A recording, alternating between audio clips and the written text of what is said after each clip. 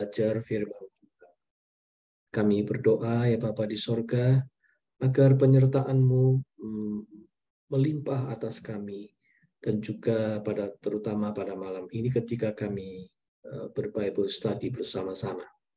Untuk saudara-saudara kami yang tidak bisa bergabung, dimanapun mereka berada, baik mereka yang sedang sakit, mereka yang sedang bekerja, atau sedang di dalam perjalanan, dimanapun mereka berada, Tuhan juga beserta seperti Tuhan menyertai kami.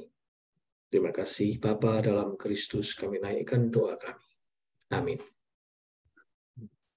Amin. Ya, kita akan membaca lanjutan dari Ibrani, kali ini pasal 6, ayat 9 sampai dengan 20.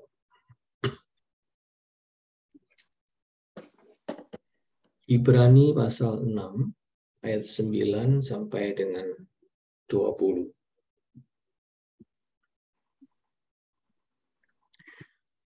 Tetapi saudara-saudaraku yang kekasih, sekalipun kami berkata demikian tentang kamu, kami yakin bahwa kamu memiliki sesuatu yang lebih baik, yang mengandung keselamatan.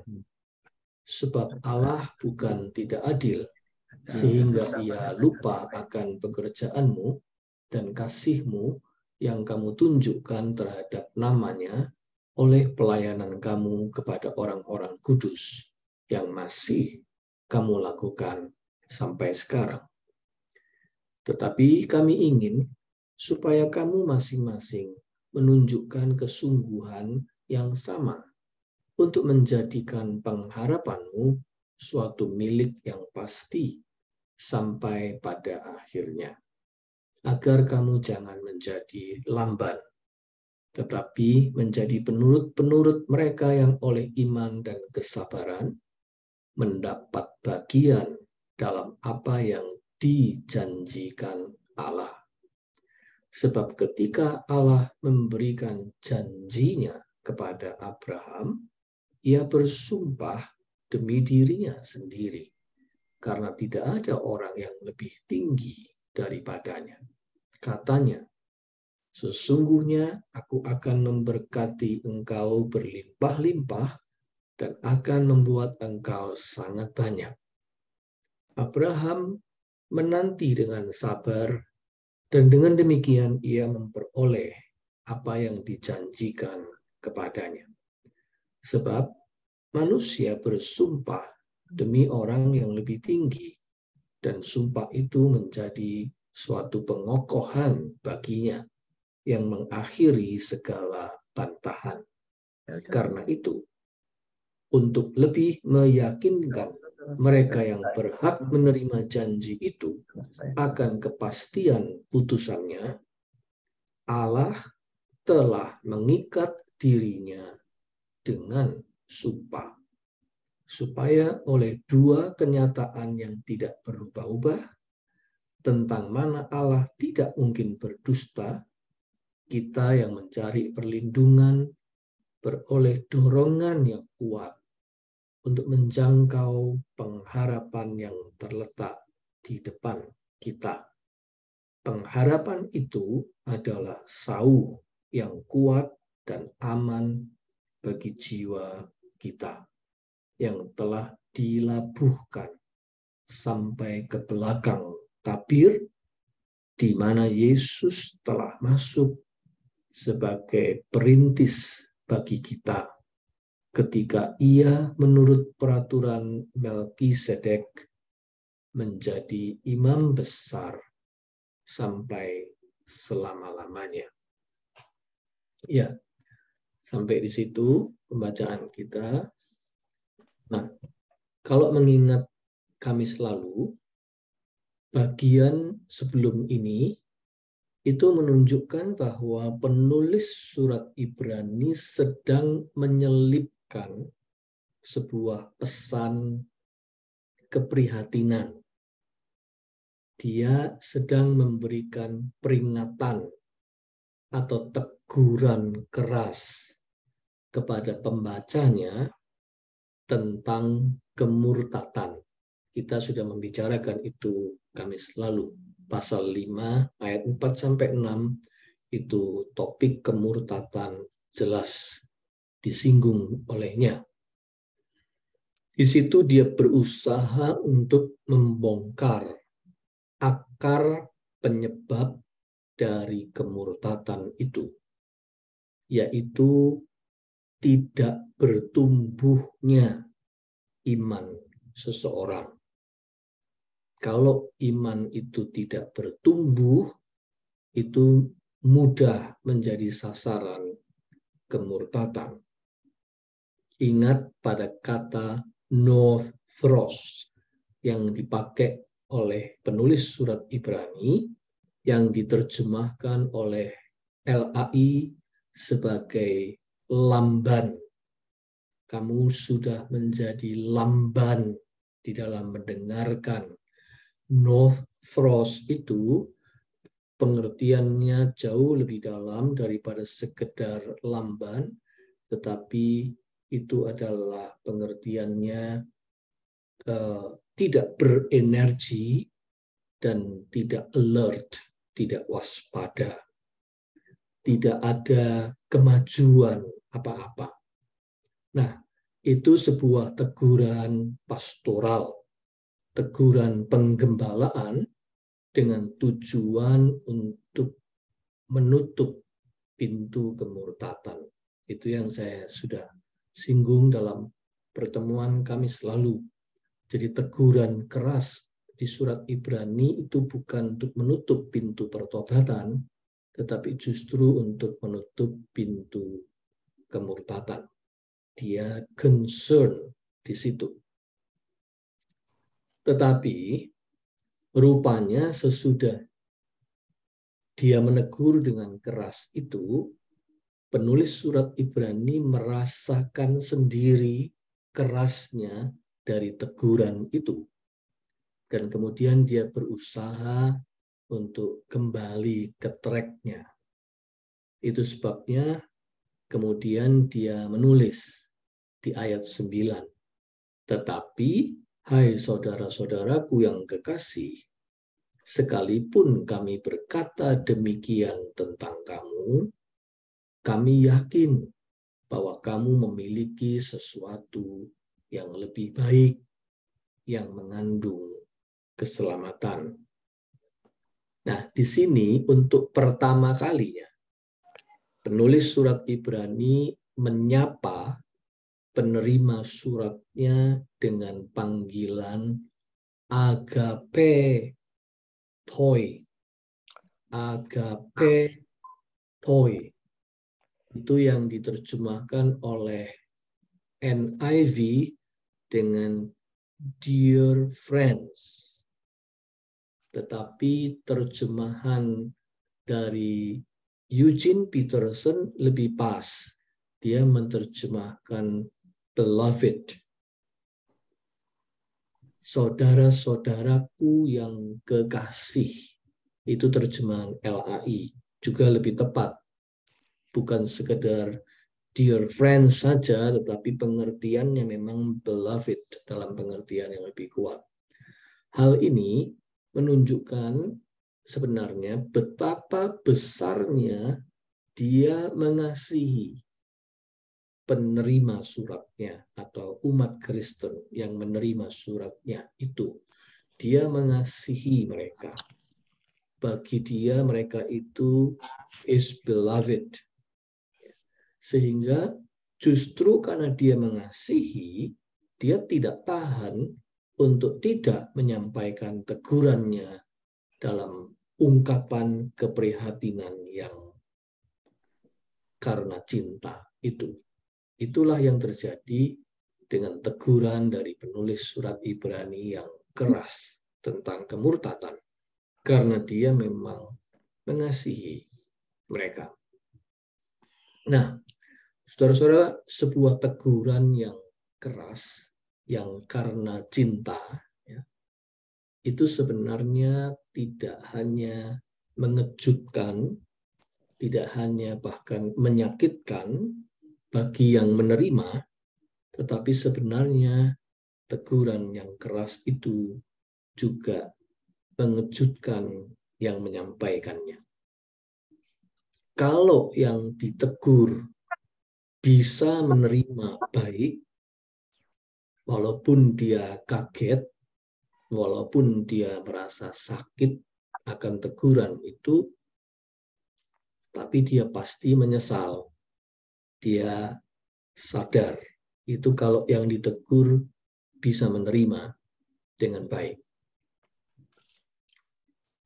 Tetapi sebaliknya juga, kalau yang menegur itu memang menegur dengan cinta, maka sebenarnya ada sebentuk penyesalan bahwa dia sampai berkata sekeras itu. Itu pasti terjadi. Mirip orang tua yang memarahi anaknya dengan keras apabila dia melakukan kesalahan yang serius. Hati orang tua yang marah dengan keras itu juga tertusuk-tusuk, juga merasa sakit sendiri akibat kemarahan itu. Itulah cinta. Ya, itulah anehnya cinta. Cinta itu menyebabkan kalau orang menegur dengan keras, rasa kerasnya itu bukan cuma dirasakan oleh yang ditegur, tetapi yang menegur pun juga merasakan itu dalam sebentuk penyesalan, dalam sebentuk rasa kaget dan kesedihan. Itulah yang terjadi pada penulis surat Ibrani. Oleh karena itu, dia berusaha untuk kembali kepada track-nya.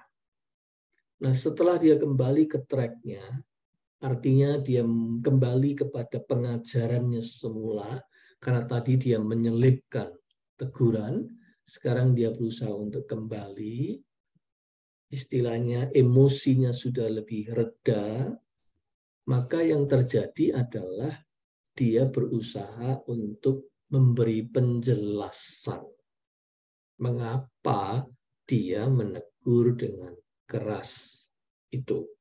Sama seperti orang tua juga. Setelah dia menegur atau bahkan memukul dengan keras, sesudah itu setelah semua menjadi lebih reda, dia pasti akan memanggil anaknya untuk menjelaskan why. Kenapa dia marah sekeras itu. Itulah sebabnya itu yang dilakukan juga oleh penulis surat Ibrani sekarang dalam bacaan yang kita baca hari ini.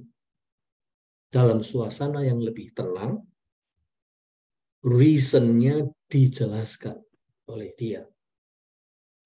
Dia memberikan penjelasan itu mengapa dia menegur dengan keras, dia memberikan penjelasan itu dengan berbasis pada pemikirannya tetap tentang pertumbuhan iman.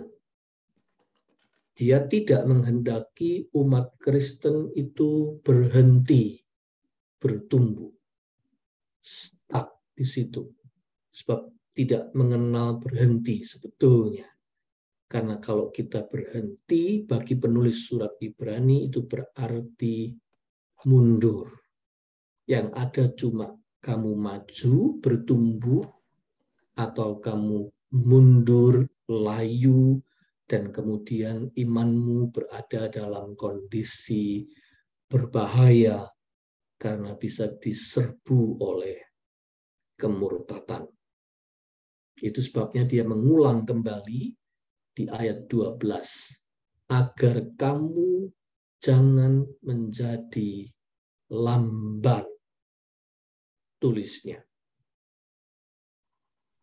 Nah, itu adalah penjelasan dari sisi negatif, supaya kamu jangan tidak bertumbuh, supaya kamu jangan menjadi lamban tadi.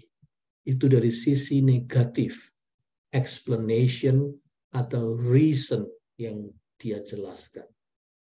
Tetapi di samping itu, penulis surat Ibrani juga menjelaskan reason-nya mengapa dia memberikan teguran keras itu dari sisi positif. Dia menjelaskan sisi positif mengapa dia menegur dengan keras, yaitu karena dia yakin pada jalan yang sudah ditempuh oleh umat Kristen yang membaca suratnya itu. Jalan yang sudah mereka tempuh itu jalan yang benar. Dan dia mau mereka tetap berada di jalan yang benar itu till the end. Dia mau supaya mereka tetap berada di jalan yang benar itu sampai pada akhirnya. Itu sebabnya kalau kita membaca ayat 9 sampai 11, bunyinya begini. Kami yakin bahwa kamu memiliki sesuatu yang lebih baik yang mengandung keselamatan. Sebab Allah bukan tidak adil, sehingga ia lupa akan pekerjaanmu dan kasihmu yang kamu tunjukkan terhadap namanya oleh pelayanan kamu kepada orang-orang kudus yang masih kamu lakukan sampai sekarang. Tetapi kami ingin supaya kamu masing-masing menunjukkan kesungguhan yang sama untuk menjadikan pengharapanmu suatu milik yang pasti sampai pada akhirnya. Justru karena dia yakin mereka itu sudah ada pada jalur dan jalan yang benar, menjadi orang Kristen yang mengasihi Tuhan dan melakukan pekerjaan-pekerjaan Tuhan, melakukan pelayanan-pelayanan kepada orang kudus, dan itu sudah mereka lakukan, dia bilang, sampai sekarang. Lalu dia bilang, aku mau kamu tetap di jalan itu sampai pada akhirnya. Jadi, dengan kata lain, dia menegur dengan keras bukan karena dia ragu-ragu bahasa negatif, ya, tetapi justru karena dia yakin bahasa positif pada umat yang membaca suratnya. Dia menegur bukan karena dia meragukan iman mereka, tetapi dia justru yakin pada iman mereka, dan dia mau iman yang sudah ditempuh itu, jalan yang sudah mereka lalui itu tidak berhenti, tetapi terus bertumbuh dan mencapai akhirnya nanti. Itu yang dia maksudkan. Ya. Karena sejauh itu, umat itu sebenarnya sudah membuktikan keimanan mereka. Memang ada beberapa dari mereka yang guncang dan kemudian kembali ke agama yang lama. Tetapi secara keseluruhan, dia melihat bahwa iman jemaat itu adalah iman yang benar. Dan dia mau mereka itu tetap pada jalan itu. Jadi yang penulis surat Ibrani kehendaki adalah mereka itu sadar bahwa jalan yang mereka tempuh itu memang bukan jalan yang pendek dan mudah. Jalanmu sudah benar, tapi sadarlah jalan ini panjang dan jalan ini jalan yang sukar. Ada banyak tantangannya, ada banyak hambatannya, bahkan ada banyak aniayanya untuk konteks pada waktu itu. Itu sebabnya penulis surat Ibrani mau mengencourage mereka supaya mereka itu punya yang namanya perseverance. Mereka itu punya ketekunan dalam pengharapan. Jalan yang kamu tempuh ini sudah benar, Tapi jalan ini masih panjang, dan jalan ini bukan jalan yang mudah.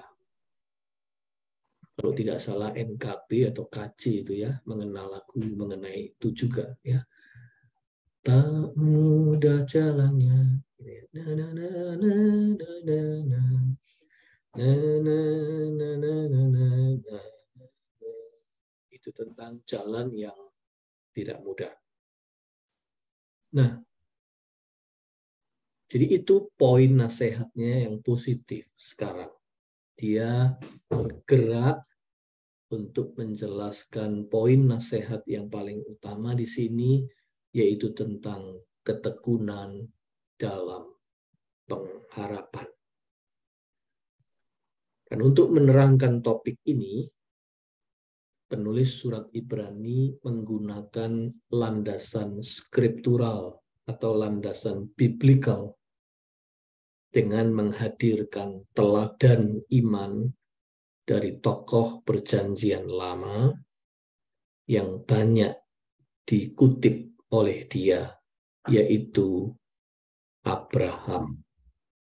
Dia menggunakan tokoh Abraham sebagai landasan skripturalnya.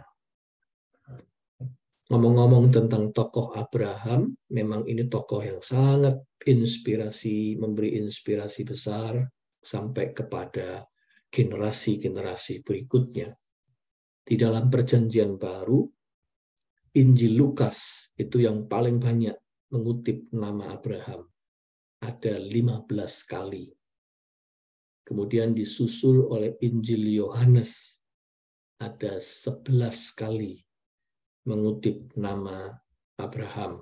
Sedangkan surat Ibrani itu posisi yang ketiga. Dia mengutip nama Abraham 10 kali. Jadi Lukas 15, Yohanes itu 11, surat Ibrani 10 kali.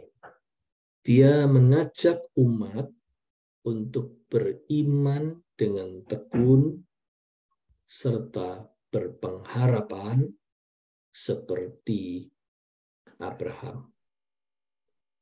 Perhatikan ayat 12-15.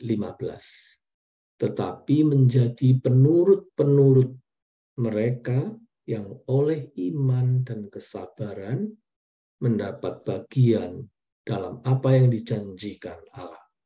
Sebab ketika Allah memberikan janjinya kepada Abraham, ia bersumpah demi dirinya sendiri, karena tidak ada orang yang lebih tinggi daripadanya. Katanya, sesungguhnya aku akan memberkati engkau berlimpah-limpah dan akan membuat engkau sangat banyak. Abraham menanti dengan sabar, dan dengan demikian ia memperoleh apa yang dijanjikan kepadanya. Nah, bagi penulis surat Ibrani, landasan dasar dari kita beriman itu bukan pada kualitas kita, kualitas manusia. Seperti yang nyata dalam kisah Abraham juga.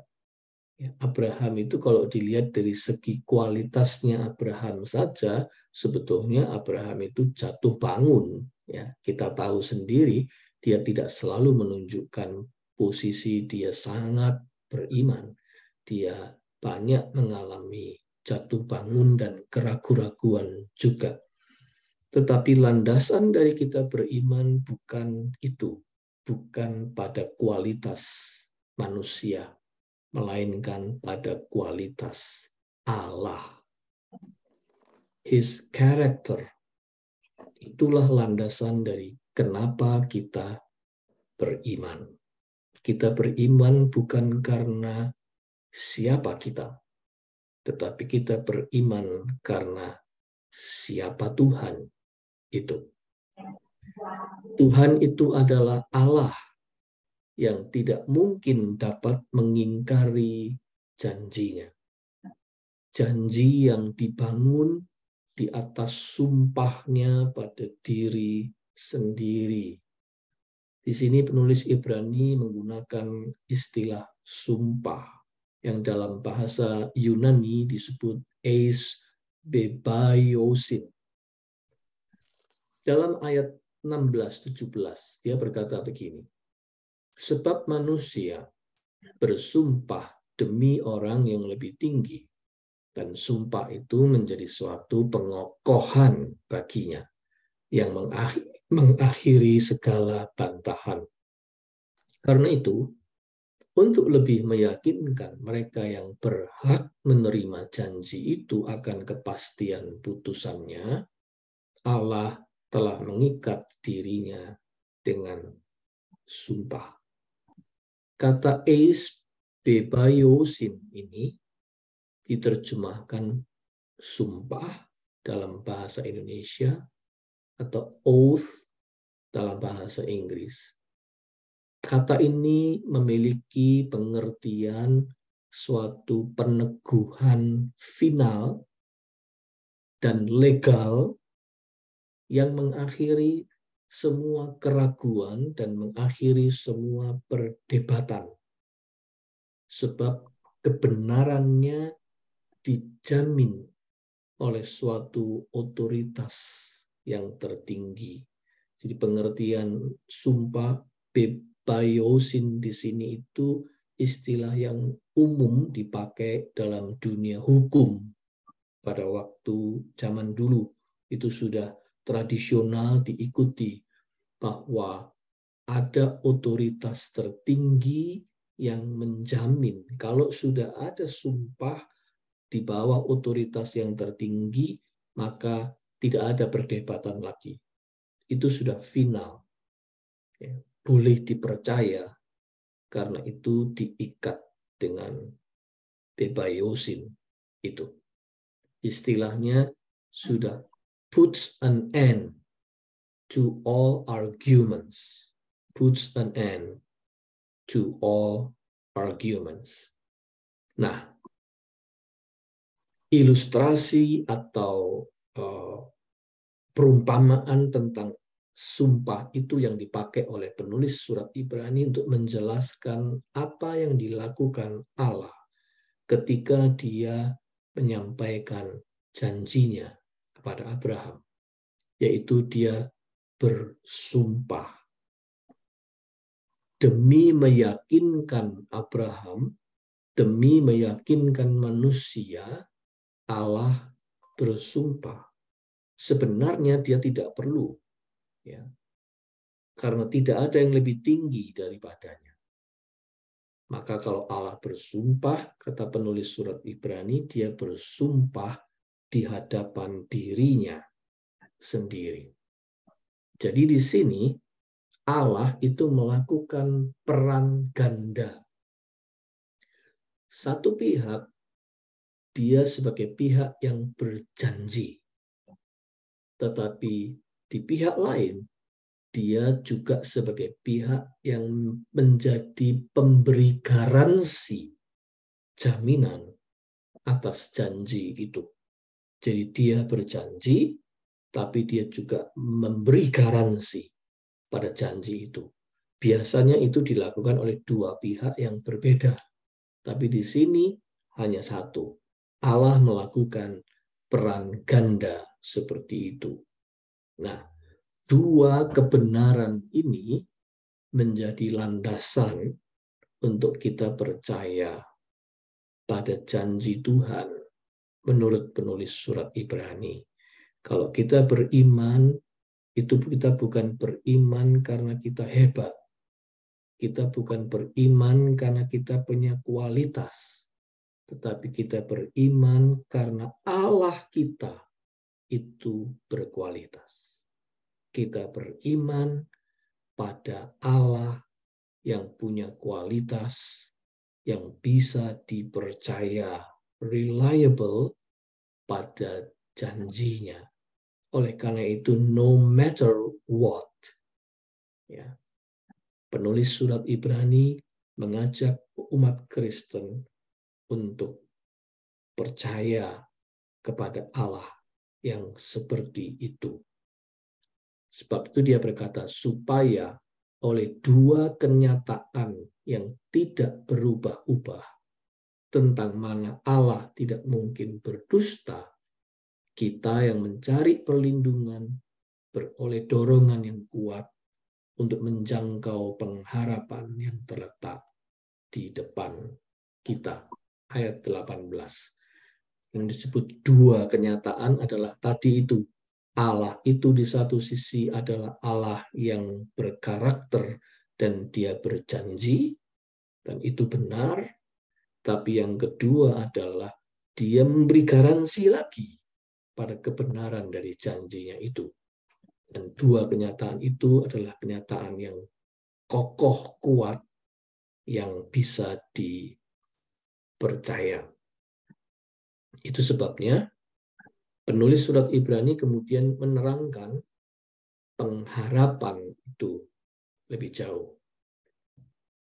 Meskipun segala sesuatu tidak mendukung, keadaan tidak mendukung, tetapi janji Allah kepada Abraham pada akhirnya digenapi. Digenapi menurut caranya, cara Tuhan, dan digenapi pada waktunya, waktu Tuhan. Penafsir Perjanjian Baru namanya Leon Morris, dia berkata begini, God does not go back on his promises. He is completely reliable, but he works in his own way and time, not ours.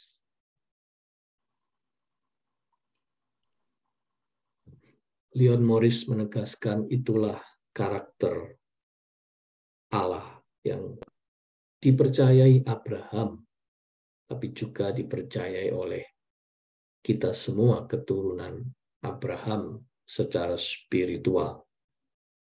Janji Allah itu tidak tergoyahkan. Menurut penulis surat Ibrani, kita patut untuk mengimani dan meyakini dengan tekun dan sabar, karena Allah itu tidak mungkin mengingkari janjinya. Kita patut untuk menyongsongnya dengan penuh pengharapan. Itu yang dijelaskan oleh penulis surat Ibrani dengan menggabungkan dua metafora. Metafora pertama adalah tentang sauh atau jangkar. Anchor. Anchor for the soul. Kalau terjemahan Eugene Peterson dan terjemahan dari American Standard Version. Anchor for the soul. Kalau NIV menerjemahkan anchor of the soul. Ya, tidak terlalu beda yang bagaimana, tapi yang jelas dia menggunakan metafora jangkar.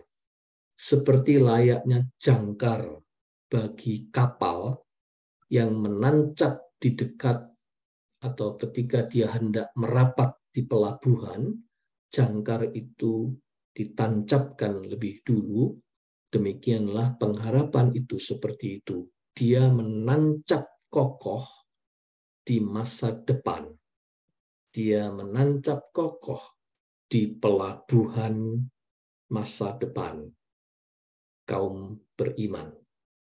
Jangkar bagi jiwa kita itu namanya hope, pengharapan.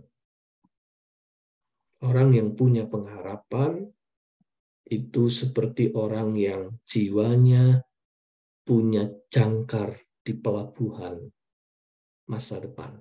Dia melihat ke depan.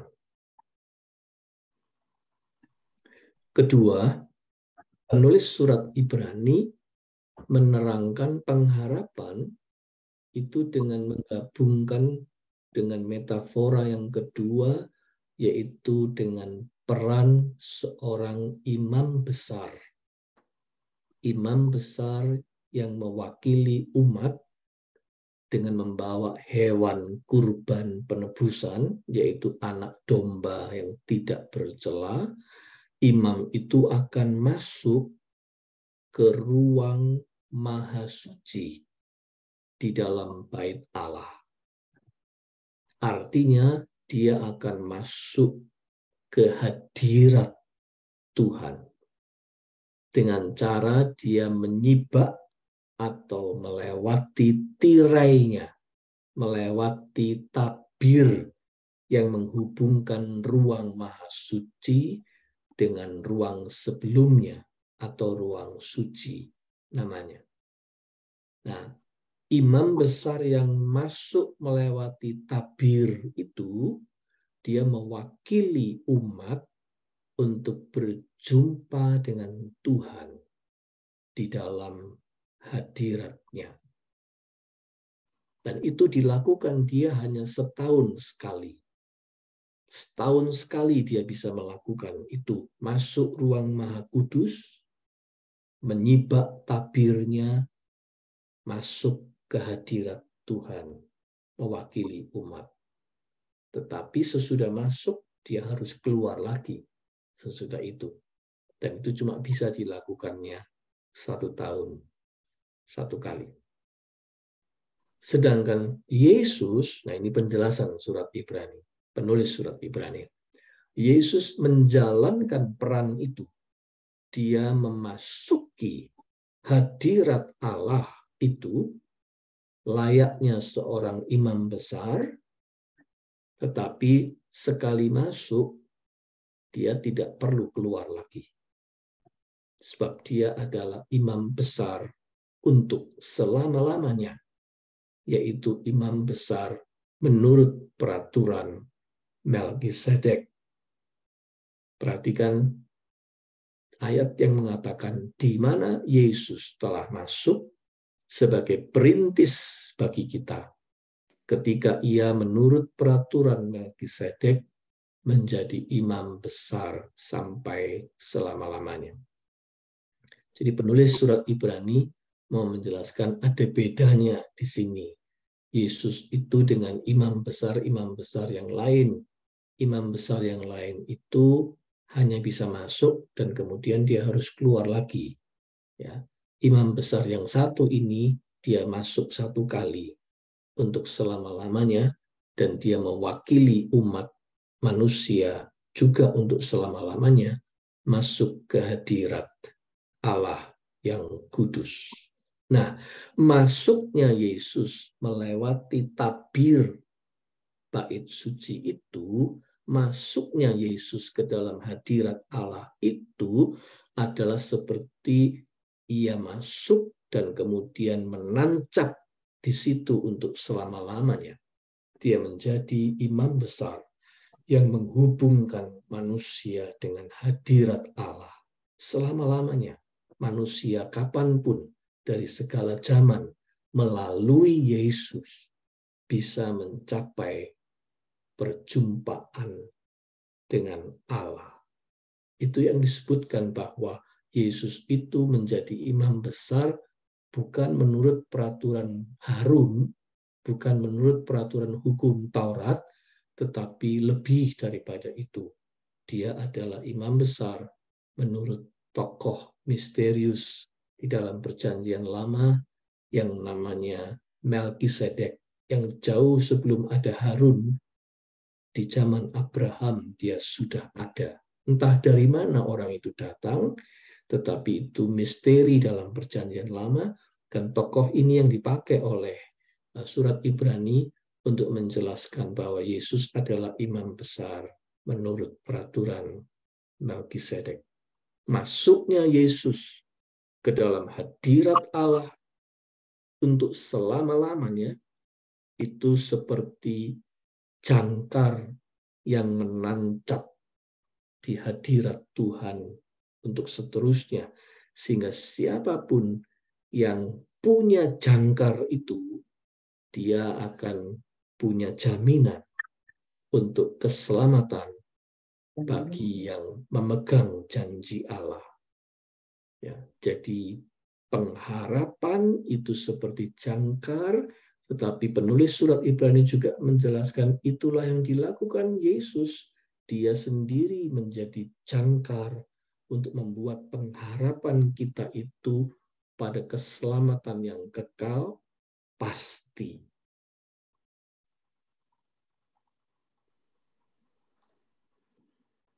Dan itu menancap kuat seperti jangkar atau sauh. Jauh sampai di pelabuhan kekekalan. Pasti. Penulis surat Ibrani ingin mengatakan di dalam Yesus Kristus ada kepastian. Di dalam Yesus Kristus pengharapan kita itu kokoh karena jangkarnya kuat. Ke depan itu mencapai pelabuhan kekekalan. Dan itu sebuah kepastian.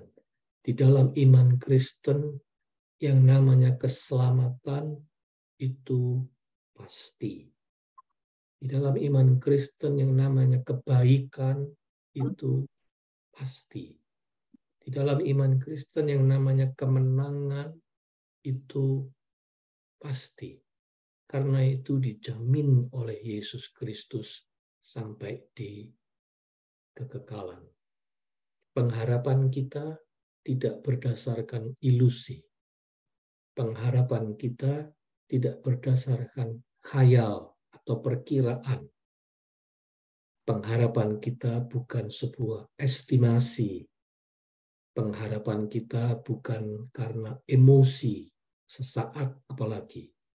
Tapi pengharapan yang sesungguhnya adalah pengharapan yang punya jaminan. Jaminan di balik segala sesuatu yang diharapkan. Ada garansinya. Dan garansi itulah yang membuat sebuah pengharapan patut dipegang teguh. Ada jaminannya. Nah, penulis surat Ibrani hendak mengatakan kebenaran janji Allah itu dijamin oleh dua hal yang penting. Satu, karakter Tuhan, karakter yang tidak mungkin ingkar janji, dan sekaligus oleh pemberi garansi atas janji itu. Dan itu adalah Yesus Kristus. Jadi kita ini percaya kepada Allah yang punya karakter yang bisa diandalkan, reliable, tidak mungkin ingkar janji, dan kemudian ditambah lagi janji itu diberi garansi oleh Yesus Kristus dengan apa yang dia lakukan di atas kayu salib. Dan itu menurut penulis surat Ibrani, dua kebenaran yang jadi satu, yang menjadi sebuah garansi bagi kebenaran iman Kristen kita. Tidak perlu diragukan bagi dia. Tidak ada pun yang bisa meragukannya, sebab itu adalah sebuah jaminan yang kekal. Nah, kalau iman Kristen itu seperti itu, maka penulis surat Ibrani jelas ingin umat Kristen berpegang teguh pada pengharapan itu, pada jaminan yang pasti itu, dan jangan pernah melepaskannya. Itu maksud dia. Ya, di zaman saya waktu kecil dulu, di GKI itu ada nyanyian yang namanya nyanyian suplemen. Ya, suplemen itu sekarang sudah nggak ada lagi, diganti dengan NKB memang. Ya, cuman tidak semua nyanyian suplemen yang lama masuk di NKB. Salah satu nyanyian suplemen lama yang masih saya ingat sejak masa kecil adalah nyanyian yang berjudul Sungguh dan Pasti. Mungkin ada yang orang GKI lama pasti tahu lagu ini. sungguh dan pasti jaminanmu. Na na na na na na na na na na. Ya. Jadi lagu itu mau menggambarkan tentang kesungguhpastian dari iman Kristen. Iman Kristen itu pasti, bukan karena kita gagah, bukan karena kita hebat, tetapi iman Kristen itu memberi kepastian, karena Allah itu tidak mungkin ingkar janji. Ya. Iman Kristen itu tidak berdiri di atas kualitas manusia. Iman Kristen itu berdiri kokoh di atas kualitas Allah yang tidak bisa dan tidak mungkin kita ragukan. Nah, itulah pengajaran penting dari penulis surat Ibrani mengenai pengharapan di dalam iman Kristen. Dan dia sebenarnya tidak hanya bicara tentang pengharapan pada hidup yang kekal, tetapi juga pengharapan di dalam dunia. Sekarang, ketika kita menghadapi perjalanan hidup dengan semua tantangannya, dia ingin mengajak orang beriman untuk punya pengharapan dalam semuanya. Mengapa? Karena di dalam Yesus Kristus, seperti yang tadi saya katakan, segala yang baik itu pasti. Ya, kelihatannya sekarang ini memang mungkin kita menghadapi yang tidak baik, tetapi yang baik itu pasti akan datang. Kalau orang punya keyakinan itu, dia akan memiliki pengharapan. Ya, saudara, itulah pengajaran surat Ibrani yang kita telaah dalam pasal 6 ayat 9 sampai 20 ini, yang termasuk sentral sebetulnya dalam surat Ibrani. Dia kembali kepada pengajarannya tentang Kristus sebagai imam besar. Hanya dia melihatnya dari sisi pengharapan dan menghubungkannya dengan metafora tentang jangkar atau sauh atau anchor itu.